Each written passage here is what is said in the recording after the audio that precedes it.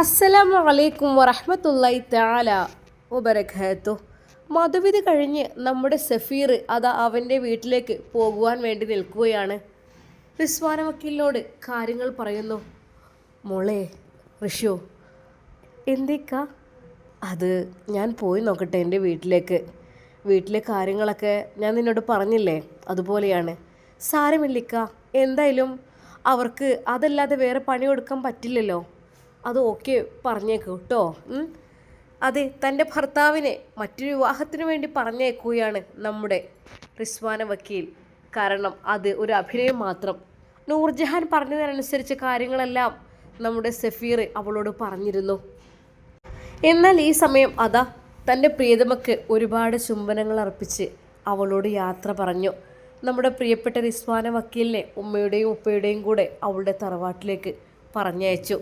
ചുരുക്കി പറഞ്ഞാൽ 2-3 ദിവസം നല്ല ഹാപ്പി ആയിരുന്നു. ആഷി ഉസ്താദും നമ്മുടെ ഹാദിയയും സഫീറും റിസ്വാന വക്കീലും നല്ലൊരു അടിപൊളി ജീവിതം. സത്യം പറഞ്ഞാൽ അവരുടെ മനസ്സിലെ അവരുടെ ആഗ്രഹങ്ങളെല്ലാം പൂവണിഞ്ഞു എന്ന് തന്നെ പറയാം. ഇനി ഇൻഷാ അല്ലാ പടച്ച റബ്ബിൻ്റെ വിധി പോലെ വരും. കാരണം അവർ ദാമ്പത്യത്തിലെ ആ ഒരു മധുര മുത്തുകൾ നുണഞ്ഞു കഴിഞ്ഞു. ഇനി ബാക്കി എന്തൊക്കെയാണാവോ? രണ്ടും കൽപ്പിച്ച് നമ്മുടെ സഫീർ അതാ പറയുന്നു. മോളെ, ഇൻഷാ അല്ലാ വിധിയുണ്ടെങ്കിൽ വീണ്ടും കാണട്ടോ. അങ്ങനെ പറയരുത്. അതെ, പടച്ച റബ്ബ് നമ്മളെ കാത്തു രക്ഷിക്കാതിരിക്കില്ല. എൻ്റെ പ്രിയപ്പെട്ട അവളോട് യാത്ര പറഞ്ഞ് അവനതാ പുളിക്കൽ തറവാട്ടിലേക്ക് കയറി ചെല്ലുന്നു. പുളിക്കൽ തറവാട്ടിലേക്ക് കയറി ചെല്ലുമ്പോൾ എന്തായിരിക്കും അവസ്ഥ എന്നുള്ള കാര്യത്തിൽ നല്ല ടെൻഷൻ ഉണ്ടായിരുന്നു. കാര്യം മറ്റൊന്നുമല്ല, നമ്മുടെ ഹാദിയുടെ അളിയൻ അവനും ജസീറും വലിയ കൂട്ടാണ്. അതുകൊണ്ട് തന്നെ എന്തെങ്കിലുമൊക്കെ പ്രശ്നങ്ങൾ ഉണ്ടാക്കിയിരിക്കുമോ, അള്ളാഹു ആലം അറിയുന്നു. അവൻ രണ്ടും കൽപ്പിച്ച് അതാ അവിടേക്ക് കയറി ചെല്ലുന്നു. എന്നാൽ ഉമ്മ ഇതൊന്നും അറിഞ്ഞില്ല. ഉമ്മ, മോനെ സഫീറേ, എവിടെയായിരുന്നു ഈ 2 ദിവസം? ടൂറ് പോയതൊക്കെ ആയിരിക്കും എന്ന് വിചാരിച്ചു. ഞാൻ വിചാരിച്ചു വരില്ലേന്ന്. അതേ, നൂർജഹാനുമായുള്ള കല്യാണം പെട്ടെന്ന് നടത്തണ്ടേ മോനെ.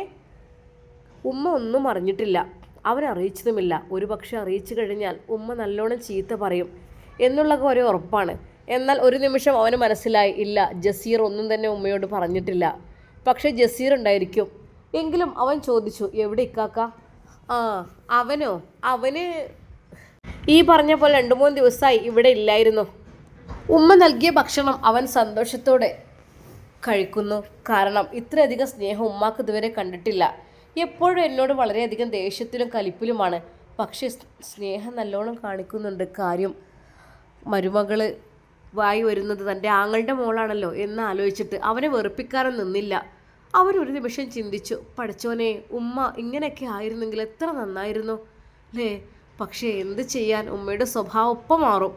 അത് താൽക്കാലിക നിമിഷത്തെ ഒരു സന്തോഷം മാത്രമാണ് ഇത്. അവൻ ഭക്ഷണം കഴിച്ചു കൊണ്ടിരിക്കുമ്പോൾ അതാ ജസീർ കയറി വരുന്നു. വളരെയധികം ശക്തമായ ആ ഒരു ചുവന്ന കണ്ണുകൾ കൊണ്ട് സഫീറിനെ ഒരു നോട്ടം നോക്കി അവൻ മുകളിലേക്ക് കയറി ചെന്നു. ഉമ്മ പറഞ്ഞു, വന്നോ? 2-3 ദിവസമായല്ലോ പോയിട്ട്, എല്ലാവരും ടൂർ നടക്കി ഏതായാലും. എന്നാൽ അവൻ്റെ ആ നോട്ടത്തിൽ എന്തൊക്കെയോ പതിഞ്ഞിരുന്നു. സഫീർ ചോറിന് പാത്രം അത് അവന് കഴിക്കാൻ കഴിയാത്ത രീതിയിൽ അവശനായിപ്പോയി. എന്താടാ മോനെ, കഴിക്കേ? എന്താ നീ പാതി വഴി ഉപേക്ഷിക്കണമേ? കഴിക്കടാ, കഴിക്ക്. ഉമ്മ, മതി. അതെന്താ കഴിക്ക്? അയ്യേ, ഇനിയിപ്പോൾ കല്യാണം കൂട്ടൊക്കെയാണ്. പക്ഷെ ജസീറിൻ്റെ ആ ഒരു നോട്ടത്തിൽ അവനെ കൊല്ലാനുള്ള ദേഷ്യമുണ്ടായിരുന്നു. എല്ലാം അറിഞ്ഞിട്ടുണ്ടാവും. അതെ, അവൻ ആഗ്രഹിച്ച പെണ്ണ് റിസ്വാന വക്കീലിനെ സഫീർ വിവാഹം കഴിച്ച കാര്യം അറിഞ്ഞിട്ടുണ്ടാവും.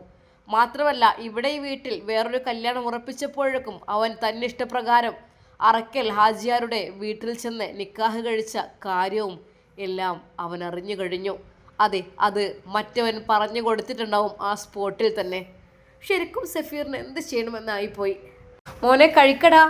എന്നാൽ അവൻ കോണിപ്പടികൾ ശക്തമായി ഇറങ്ങി വരുന്നു. ശരിക്കും അതാ സഫീർ കഴിച്ച ആ ഒരു പാത്രം എടുത്ത് അവൻ്റെ മുഖത്തേക്ക് ഒരൊറ്റ തട്ട്. സഫീറിൻ്റെ മുഖത്തേക്ക് ആ പാത്രത്തിലെ ചോറെല്ലാം തെറിച്ച് ആ പാത്രം നിലത്തേക്ക് തെറിച്ച് വീണു. എന്നാൽ ഉമ്മ ജസീറിൻ്റെ നേരെ വന്നു. എന്താടാ നീ ചെയ്തത്? ഭക്ഷണം കഴിക്കണ പാത്രങ്ങൾ കൊണ്ടാണോ മുഖത്തേക്ക് എറിയുന്നത്? അതും ആ കുട്ടി ചോറ് തിന്നതിനിടയിൽ രണ്ടിനും കൂടെ കത്തിക്കും ഞാൻ, കരുതിക്കോളി. എന്താണ് നിനക്ക് ഭ്രാന്തുണ്ടോ? അതെ, ജസീറിന് ഭ്രാന്ത് തന്നെയാണ്. ജസീറിന്റെ എന്തെങ്കിലും ആരെങ്കിലും തട്ടിയെടുക്കാൻ ശ്രമിച്ചാലുണ്ടല്ലോ വെറുതെ വിടില്ല, കരുതിക്കോ. എന്തൊക്കെയാടാ ഈ അസംബന്ധം പുലമ്പുന്നത്? പോടാ അകത്തേക്ക് എന്ന് പറഞ്ഞ് ഉമ്മ ശക്തമായി അവനെ എതിർക്കുന്നു.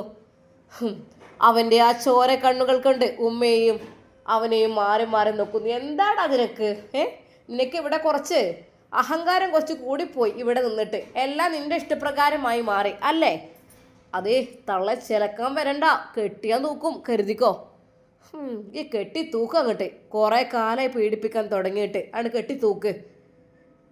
എന്നാൽ സഫീർ അതാ നിലത്ത് വീണ ആ പാത്രത്തിൽ നിന്ന് വറ്റെല്ലാം പെറുക്കിയെടുക്കുന്നു. മോനെ, അത് ഉമ്മ ക്ലീൻ ചെയ്തോളാം, അവിടെ നിന്നോട്ടെ. സഫീർ മറുത്തൊന്നും പറഞ്ഞില്ല. എന്നാൽ അവൻ ആ പാത്രത്തിലേക്ക് വറ്റെടുത്ത് പെറുക്കുമ്പോൾ ഒന്നുകൂടെ സഫീർ അവൻ്റെ മുഖത്തേക്ക് നോക്കിയപ്പോൾ വിരൽ കൊണ്ട് ആംഗ്യം കാണിച്ചു. അത് കൊല്ലും ഞാൻ എന്നുള്ള രീതിയിൽ. സഫീറിൻ്റെ മനസ്സിൽ എന്തൊക്കെയോ വല്ലാത്തൊരു പ്രയാസം, ദുഃഖം. പഠിച്ചോനെ, എന്താ ഞാൻ ചെയ്യാം? പക്ഷേ ഞാനും ഒരു ആണാണ്. ജസീർ ഒരാണാണെങ്കിൽ ഞാനും ഒരു ആണാണ്. ഒരിക്കൽ പോലും അവൻ്റെ മുമ്പിൽ ഭീരുവായി ഞാൻ നിൽക്കില്ല, മറുത്തൊന്നും പറയില്ല. പക്ഷേ ഇനി എങ്ങാനും ഉപദ്രവിക്കാൻ വന്നാലുണ്ടല്ലോ, എന്നാൽ ജസീർ അതാ നേരെ ഉമ്മയുടെ അരികിലേക്ക് പാഞ്ഞെടുക്കുന്നു. ദേ തള്ളെ, ഒരൊറ്റ അടിക്ക് ഞാൻ കൊന്നു കളയും എന്ന് പറഞ്ഞ് ശക്തമായി അവൻ വരുന്നു. അവൻ്റെ ആ ഒരു ഭാരമുള്ള കൈ, ശക്തമായ കൈ വീശിക്കൊണ്ട്. എന്നാൽ ഞൊടിയിടയിൽ സഫീർ അതാ ഒരൊറ്റ തടുക്കൽ. ഇക്കാക്ക, ഉമ്മയെ തൊട്ടുപോകരുത്. തൊടില്ലടാ, തൊടില്ല. ശരിക്കും സഫീർ തടുക്കുന്നേ കണ്ട് അവൻ എന്നെ ഞെട്ടിപ്പോയി. ആഹാ, നീ എന്നെ തടുക്കാൻ മാത്രമായോ ഇക്കാക്ക? അതേ, സഫീറിനോട് കളി വേണ്ട. ഇതുവരെ നിങ്ങൾക്ക് താഴ്ന്നു കൂടെ നിന്നിട്ടുള്ളൂ. നിങ്ങൾ എത്ര തന്നെ ഉപദ്രവിച്ചാലും എത്ര തന്നെ പറഞ്ഞാലും തിരിച്ചൊരു വാക്ക് ഞാൻ പറഞ്ഞിട്ടില്ല. പക്ഷേ ഇനി അതിനെ കിട്ടൂല. സഫീറെ, കള്ള സഫീറെ, എൻ്റെ പെണ്ണിനെ തട്ടിയെടുത്തു അല്ലേ? എടാ തെണ്ടി എന്ന് പറഞ്ഞു അവൻ്റെ നേർക്ക് വരുമ്പോൾ തൊട്ടു പോവരുത്. അതേ, ആരുടെ പെണ്ണ്? ആരുടെ പെണ്ണ തട്ടിയെടുത്തത്? ഇക്കാക്ക, നിങ്ങൾ എത്ര പെണ്ണുങ്ങളെ തട്ടിയെടുത്തിട്ടുണ്ട്? സത്യം പറയണം. ആരൊക്കെ വിവാഹ വാഗ്ദാനങ്ങൾ നൽകി നിങ്ങൾ പീഡിപ്പിച്ചിട്ടുണ്ട്? ഒരു പെണ്ണിനെ വിവാഹ വാഗ്ദാനം നൽകി കൊണ്ടുപോയിട്ട് മറ്റൊരു പെണ്ണിൻ്റെ മുമ്പിൽ വെച്ച് പീഡിപ്പിക്കുക. അയ്യേ, ഇത്രക്കും മോശമായ പരിപാടി എൻ്റെ ഇക്കാക്കേ ചെയ്യുള്ളൂ. ശരിക്കും ജസീർ ഞെട്ടിപ്പോയി. എൻ്റെ രഹസ്യങ്ങളൊക്കെ ഇവനെങ്ങനെ അറിയാം എന്നുള്ള രീതിയിൽ. ഇക്കാക്ക, എൻ്റെ കല്യാണം തന്നെയാണ് ഇവിടെ നടക്കാൻ പോകുന്നത്. എടാ ചതിയ കള്ളത്തേണ്ടി, നീയല്ലേ മറ്റൊരു എൻ്റെ പെണ്ണിനെ എന്ന് പറഞ്ഞ് അപ്പോഴേക്കും സഫീർ ഒരു നിമിഷം അവൻ്റെ നേർക്ക് നിന്നു. അതെ, പുളിക്കൽ തറവാട്ടിൽ സഫീറിൻ്റെ നിക്കാഹ് നടക്കാൻ പോകുന്നതേ ഉള്ളൂ. ഇക്കാക്കക്ക് എത്രയാവാലോ, ജസീറിന് എത്രയും ആവാമെങ്കിൽ അതാ സഫീറിനും ആവാം, അതിലൊട്ടും കുറവില്ല. എടാ, നീ ഇത്രയൊക്കെ ഇങ്ങനെയൊക്കെ സംസാരിക്കാനായോ എന്നുള്ള രീതിയിൽ അവൻ മുഖത്തേക്ക് നോക്കി. എന്താ ഇക്കാക്ക നോക്കുന്നത്? ജസീറിന് ഇഷ്ടം പോലെ പെണ്ണ് കെട്ടി പീഡിപ്പിച്ച് നടക്കാലോ പലരെയും. പക്ഷേ സഫീർ അത്തരക്കാരനല്ല. ആരെയും ഇതുവരെ പീഡിപ്പിച്ചിട്ടില്ല, പെണ്ണ് കെട്ടി നടന്നിട്ടില്ല, ഒരാളെയും വ്യാമോഹിപ്പിച്ചിട്ടില്ല. അതെ, ഞാൻ പറഞ്ഞാൽ അത് വാക്കായിരിക്കും. അതെ, ഈ ഒരു അറക്കൽ തറവാട്ടിൽ വലിയൊരു വിവാഹം ദിവസങ്ങൾക്ക് നടന്നിരിക്കും. ശരിക്കും അത് കേട്ട് ഉമ്മ സന്തോഷിച്ചു. ഇപ്പോഴെങ്കിലും സഫീറിന് ബുദ്ധി വെച്ചല്ലോ, അവനതിന് സമ്മതിച്ചിക്കണേ. ഇതുവരെ വേണ്ടെന്ന് പറഞ്ഞു നിന്നപ്പോൾ ദേഷ്യമായിരുന്നു അവനോട്. അപ്പോഴാണ് ഉമ്മക്ക് കാര്യം മനസ്സിലായത്. ഇപ്പോഴെങ്കിലും അവന് ബുദ്ധി വെച്ചിക്കണ്. എന്നാൽ ജസീറിനോട് ഉമ്മക്ക് ഇത്തിരി ദേഷ്യമായിരുന്നു. എടാ, അവനൊക്കെ പറഞ്ഞ വാക്ക് പാലിക്കും, നിന്നെ പോലെയല്ല. നീ എന്താട്ടും അവളെ കല്യാണം കഴിക്കാമെന്ന് പറഞ്ഞ് ടൂറ് കൊണ്ടുപോയി എന്തായി? മറ്റൊരു പെണ്ണിനെ മുമ്പിൽ വെച്ചിട്ട്. കേൾക്കണ്ട, പറയാനത് പറ്റ മോശമാണ്. 2-3 പോരല്ല നിനക്ക് അങ്ങനെയാണ് നിൻ്റെ ജീവിതം. നടക്കട്ടെ. എന്നിട്ടിപ്പോൾ എന്തായി? ആ പെണ്ണിനങ്ങ് പറഞ്ഞ് പറ്റിച്ചു. എന്നാലേ എൻ്റെ സഫീർ അവളെ കെട്ടുന്നുണ്ട്, ഈ നോക്കിക്കോ. കെട്ടിക്കോട്ടെ. ഉമ്മാൻ്റെ മോനക്ക് എത്ര എണ്ണം ഉണ്ടെന്ന് ഉമ്മാക്ക് വല്ല അറിവുണ്ടോ? എടാ, എത്ര എണ്ണം ആയിക്കോട്ടെ, അതിനെന്താ, ഓളെ കെട്ടുന്നുണ്ടല്ലോ, അത് മതി. ശരിക്കും ജസീറിനോട് ഉമ്മ അത് പറഞ്ഞപ്പോൾ അത് ജസീർ അവിടെ തോറ്റു പോകുകയായിരുന്നു. ഇപ്പം തള്ള അവൻ്റെ ഭാഗത്തായി, ഇതുവരെ എൻ്റെ ഭാഗത്തായിരുന്നു. ആങ്ങളയുടെ പുന്നാര മോള് നൂർജഹാൻ അവൻ കെട്ടാൻ തയ്യാറാണെന്ന് അറിഞ്ഞപ്പോഴേ തള്ളക്ക് സ്വഭാവം മാറി. എത്ര പെട്ടെന്ന് ആളുകളുടെ സ്വഭാവം മാറുന്നത് ഓന്ത് പോലെ. ജസീറെ, നീ എന്നെ തള്ളന്ന് എത്ര വേണമെങ്കിലും വിളിച്ചോ, ഒരു കുഴപ്പമില്ല. എൻ്റെ മോന് സഫീർ അവളെ കല്യാണം കഴിക്കും, ഈ നോക്കിക്കോ. സഫീറിന് എന്ത് പറയണമെന്നായിപ്പോയി. പക്ഷേ നൂർജഹാൻ്റെ വാക്കുകൾ അത് തികച്ചും യാഥാർത്ഥ്യമാക്കാൻ അവനൊരുങ്ങുന്നു. വെറും അഭിനയം മാത്രം, അതിലൂടെ ഒരു നിക്കാഹ്, വലിയ ഫങ്ഷൻ, കാര്യങ്ങൾ. എന്നാൽ അതാ അവൻ്റെ ആ മണിയറയിൽ ഒരിടം. എന്നാൽ സഫീർ അവിടെ നിൽക്കണമെന്നില്ല, ഞാൻ മാത്രം അവിടെ നിന്നോളാം, നോ പ്രോബ്ലം. സഫീറിൻ്റെ ഭാര്യയായിട്ട് ഞാൻ അവിടെ നിൽക്കും. ശരിക്കും എന്നെ പാഠം പഠിപ്പിച്ചവരെയെല്ലാം ഒന്ന് പഠിപ്പിക്കണം, അതായിരുന്നു അവളുടെ ഉദ്ദേശം. എന്നാൽ സഫീറിനെ തരം കിട്ടിയാൽ ഇല്ലാതാക്കണം. അതെ, റിസ്വാനിയെയും. താൻ മോഹിച്ച പെണ്ണ്, താൻ ഇഷ്ടപ്പെട്ട പെണ്ണിനെ മറ്റൊരുത്തൻ കെട്ടി അവളെ കൂടെ പൊറപ്പിക്കാന്ന് പറഞ്ഞാൽ സമ്മതിക്കില്ല ജസീർ. ജസീറിനെ കിട്ടിക്കഴിഞ്ഞാൽ മറ്റൊരാൾക്കും കിട്ടാൻ പാടുള്ളൂ. അത് സത്യം സത്യം സത്യം, അല്ലാതെ ഒരിക്കൽ പോലും. ഹേയ് സഫീർ, നിന്റെ വ്യാമോഹം അങ്ങ് മനസ്സിൽ വെച്ചേക്ക്, അവൻ മനസ്സിൽ പറഞ്ഞു. എന്നാൽ ജസീർ അവിടെ ഇരിക്കുമ്പോൾ സഫീർ അതിലൂടെ ഒന്ന് പോയി. ആദ്യമൊക്കെ ജസീറിന് ബഹുമാനമായിരുന്നു, പക്ഷെ അവൻ്റെ നീചമായ പ്രവൃത്തി കാരണം ഇപ്പോൾ തികച്ചും അതെ അവനോട് അറപ്പും വെറുപ്പുമാണ് തോന്നുന്നത്. എന്നാൽ സഫീർ വിചാരിച്ചു, അതെ കുറച്ച് ദിവസമെങ്കിലും ഉമ്മയുടെ സപ്പോർട്ട് അത് കൂടിയേ തീരൂ. അതല്ല എങ്കിൽ ഒന്നും നടക്കില്ല. ഉമ്മയോട് അല്പം സ്നേഹത്തിൽ തന്നെ പെരുമാറാം. ഉമ്മയുടെ മരുമകൾക്ക് ഏത് ഡ്രസ്സ് എടുക്കേണ്ടത്? എൻ്റെ പൊന്നാര മോനെ, അവിടെ എന്ന് വെച്ചാൽ അവർ വലിയ റിച്ച് ടീമാണ്, അതുകൊണ്ട് തന്നെ ഒന്നും കുറയ്ക്കരുത്. നല്ല അടിപൊളി ലുക്കുള്ള ഡ്രസ്സൊക്കെ വാങ്ങണം വിവാഹത്തിന്, ആരും ഞെട്ടുന്ന രീതിയിൽ. ഞാൻ ആ കള്ള ജസീറിനോട് പല വിധത്തിൽ പറഞ്ഞിട്ടുണ്ട് അവളെ കെട്ടിക്കൊണ്ടുപോവാ എന്നുള്ളത്. പക്ഷെ അവൻ തന്നെ ആയിട്ട് കുളമാക്കി. അവനിനി പരസ്ത്രീ ബന്ധമല്ലേ, അവന് വിശ്വസിക്കാൻ കൊള്ളൂല. അപ്പോൾ ആ ഒരു ദേഷ്യം വാശിയൊക്കെ അവർക്ക് ഉണ്ടായിരുന്നു ആങ്ങൾക്കും എന്നോട് അങ്ങനെ ചെയ്തതിൽ. എന്നാൽ അതിൽ നിന്നൊരു മാറ്റം വരുത്തണം. അതിനു വേണ്ടിയിട്ട് തന്നെ ഞാനും ഒരുങ്ങി. ഏതായാലും എൻ്റെ മോൻ വിവാഹം കഴിക്കാൻ തയ്യാറായല്ലോ, അത് മതി. സന്തോഷമായി ഉമ്മാക്ക്. എന്നാൽ ജസീർ അത് കേട്ടുകൊണ്ട് വീണ്ടും വന്നു. ഉമ്മാൻ്റെ മോനിക്ക് എത്ര ഭാര്യ ഉണ്ടെന്നൊന്ന് ചോദിച്ചു നോക്ക്. ശരിക്കും അവർ ഞെട്ടി. എന്നാൽ ആ നിമിഷം തന്നെ അവർ ഉത്തരം പറഞ്ഞു. അവന് എത്ര ഭാര്യ ഉണ്ടായാലും നിനക്കെന്താ? നിനക്കും ഉണ്ടല്ലോ ഭാര്യ അല്ലാത്തവരോ ആണോരും പല രീതിയിൽ കാമുകന്മാരും ഉണ്ടല്ലോ, എന്താ ഓനക്കൊന്നും പറ്റൂലേ? അതെ, 4 വരെ കെട്ടാന്നുള്ള നിയമങ്ങളുണ്ട്, പിന്നെ ഇപ്പം എന്താ നിനക്ക്? ശരിക്കും ഉമ്മയുടെ ആ ഒരു മറുപടി അവനെ തല താഴ്ത്തിച്ചു. തള്ള ഇപ്പോൾ അവൻ്റെ സൈഡാണ്, ഞാൻ എന്ത് പറഞ്ഞിട്ട് അങ്ങോട്ട് സപ്പോർട്ടാണില്ല. അതേ തള്ളേ, അനുഭവിക്കുമ്പോൾ നിങ്ങളെ ഓർത്തോണ്ടി. എന്ത് വന്നാലും വേണ്ടില്ല, ഇവിടെ നൂർജഹാനെ അവൻ കെട്ടിക്കൊണ്ടുവരും, ഈ നോക്കിക്കോ. ഈയായിട്ട് ഒഴിവാക്കിയതല്ലേ, നല്ല മട്ടത്തിൽ നിനക്ക് തന്നിരുന്നല്ലോ. എന്താ നൂർജഹാനെ ഞാൻ വെറുതെ വിടില്ല, നോക്കിക്കോണ്ടി എന്ന് പറഞ്ഞുകൊണ്ട് അകത്തേക്ക് പോയി. ആടാ, നിന്റെ വേണ്ടാത്തരങ്ങൾ അവളെടുത്ത് കാട്ടിയിട്ടുണ്ടെങ്കിലേ അവളൊരു പാവം പെണ്ണാണ്. അവളെ കുറച്ച് സൗന്ദര്യം കുറച്ച് സമ്പത്തുണ്ട്, പക്ഷേ അവൾ തൻ്റെടിയല്ല. അവളെ എങ്ങനെ നീ ഉപദ്രവിച്ചാൽ ശ്രമിച്ചാലുണ്ടല്ലോ അത് ഉപദ്രവിക്കുക തന്നെ ചെയ്യും, അവൻ മനസ്സിൽ പറഞ്ഞു. നൂർജഹാൻ ഇങ്ങ് കയറി വരട്ടെ, ഒരിക്കൽ പോലും അവളെ വെറുതെ വിടില്ല. അവളെ ഞാൻ നോക്കിക്കോ, എന്നെ കൊണ്ട് വേണ്ട രീതിയിൽ കാട്ടിക്കൂട്ടും, അത്രക്ക് ക്രൂരമായി ഞാൻ അവളെ പീഡിപ്പിക്കും. അവൻ്റെ മനസ്സിൽ പല പല ചിന്തകൾ വന്നു. എന്നാൽ ഈ സമയം അതാ സഫീറിന് ഒരു കോൾ വരുന്നു. അല്ലാ, നൂർജഹാൻ. ഒരു നിമിഷം അവൻ അവിടെ നിന്ന് പോയി. ഹലോ, സഫീർ, എന്തായി കാര്യങ്ങളൊക്കെ? ഓക്കെ, സെറ്റാണ്, ഞാൻ ഇവിടെ ഉണ്ട്. എന്നാൽ പിന്നെ 4 ദിവസത്തിനുള്ളിൽ വിവാഹത്തിൻ്റെ കാര്യങ്ങൾ അതൊക്കെ ശരിയാക്കാം. ഓക്കെ സഫീർ, തൽക്കാലം ഒരു അഭിനയം മാത്രം കേട്ടോ. എനിക്ക് പുളിക്കൽ തറവാട്ടിൽ എത്തണം. അവിടെ എത്തിയിട്ട് എനിക്ക് കുറച്ച് കാര്യങ്ങളൊക്കെ ചെയ്യാറുണ്ട്, അതുകൊണ്ടാണ്. അല്ലാതെ അവർ ഇനി ഒരുപാട് സ്ത്രീകളെ അവൻ പീഡിപ്പിക്കും, വേദനിപ്പിക്കും, പല രീതിയിലും ചെയ്യും. അതുകൊണ്ട് തന്നെ എനിക്കും ചില കാര്യങ്ങൾ ചെയ്യാനുണ്ട്. പിന്നെ എൻ്റെ അമ്മായിക്കും അല്പം അഹങ്കാരമാണ്, ആ അഹങ്കാരവും കുറച്ച് കുറക്കണം. സഫീർ എന്നെ സപ്പോർട്ട് ചെയ്യണം. ഞാൻ നിൻ്റെ കാര്യങ്ങളൊക്കെ അറിഞ്ഞു, വിവാഹം കഴിഞ്ഞതും എല്ലാം അറിഞ്ഞു, എനിക്ക് ഒത്തിരി സന്തോഷമായി. നീയാണ് മോനെ ആൺകുട്ടി.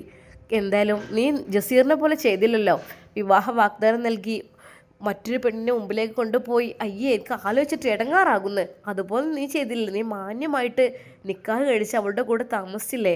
നീയാണ് മോനെ ആൺകുട്ടി. സത്യം പറഞ്ഞാൽ എനിക്ക് നിൻ്റെ കാര്യത്തിലാണ് അഭിമാനം തോന്നുന്നത്. എന്നാൽ സഫീറുമായുള്ള നൂർജഹാൻ്റെ വിവാഹത്തിന് വേണ്ടിയിട്ട് ഇരു വീട്ടുകാരും ഒരുങ്ങി തുടങ്ങി. മരുമകൾക്ക് വിലപിടിപ്പുള്ള വസ്ത്രങ്ങൾ വാങ്ങുവാൻ വേണ്ടിയിട്ട് സഫീറിൻ്റെ ഉമ്മയുടെ തിടുക്കം. വിവാഹം വളരെയധികം ആഘോഷപൂർവ്വം ആഡംബരവുമാക്കുവാൻ വേണ്ടിയിട്ടുള്ള ഓട്ടപ്പാച്ചിലുകൾ, അതിനുള്ള ക്യാഷ് പൊടിപൊടിക്കൽ, എല്ലാം കൂടെ ഒച്ചപ്പാടും ബഹളും. എന്നാൽ ജസീറിൻ്റെ കണ്ണുകളിൽ തീ ഉരുണ്ടുകൂടുകയായിരുന്നു. അല്ല, സഫീറിന് എന്തിനാ മറ്റൊരു പെണ്ണ്? അവനൊന്നും ഉണ്ടല്ലോ. ഞാൻ ഇഷ്ടപ്പെട്ട പെണ്ണിനെ അവൻ ആഗ്രഹിച്ചു. എന്നാൽ ഇപ്പോഴിതാ ഇവളെയും. ആഹാ, ഇവൻ അങ്ങനെ രണ്ട് സുന്ദരികളുമായി സുഖിക്കാനായിരിക്കും അവൻ്റെ പ്ലാനിങ്. എടാ സഫീർ, നിന്നെ വെറുതെ വിടില്ലടാ. നീ ഇത്രക്കാരനെ ഞാൻ അറിഞ്ഞില്ല. നിനക്ക് 2 പേരും കൂടി വേണട്ടാ. ഞാൻ 5, 8, 10 ഉണ്ടായിരിക്കും എന്ന് കരുതി നീ ഒരിക്കലും അങ്ങനെ സുഖിക്കുന്നത് എനിക്ക് ഇഷ്ടമല്ല. അതും ഞാൻ ആഗ്രഹിച്ച, ഞാൻ കെട്ടാൻ വിചാരിച്ച പെണ്ണുങ്ങൾ 2 നീ തട്ടിയെടുത്തത്. സഫീർ, വിടില്ലടാ നിന്നെ ഞാൻ. ശരിക്കും അതാ ജസീർ സിഗരറ്റ് കൊളുത്തിക്കൊണ്ട് പുകവിട്ടുകൊണ്ട് ഓരോന്ന് ആലോചിച്ചു കൊണ്ടിരിക്കുകയാണ്. എന്നാൽ അവൻ ബാൽക്കണിയിൽ നിന്ന് അതാ പുറത്തേക്ക് വന്നു. ഉമ്മ പറഞ്ഞു, എടാ നീ വലിച്ചിട്ടുണ്ടോ? ഉണ്ടെങ്കിൽ വളരെയധികം മോശമായ സ്മെല്ലാണത്. അതെ, ഇവിടെ പല കുട്ടികളും കയറി വരേണ്ടതാണ്. അവർക്കൊക്കെ ഈ സ്മെല്ല് ഇഷ്ടമായില്ല. നീ വലിക്കാനുണ്ടെങ്കിൽ അങ്ങ് പുറത്തേക്ക് പോകുക, അല്ലാതെ വീടിനകത്തല്ല.